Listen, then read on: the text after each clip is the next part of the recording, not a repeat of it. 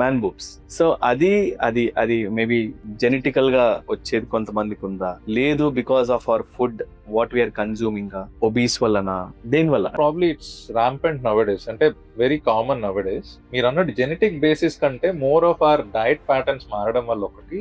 అంటే man boobs అనేవి usually మన బాడీలో ఫిజియలాజికల్ గా అయ్యే process, but at 3 different phases of life. One, when your new born లో, అంటే పుట్టిన బేబీకి, బికాజ్ మదర్ యొక్క oestrogen still will be in the circulation, అప్పుడు ఒక టైంలో.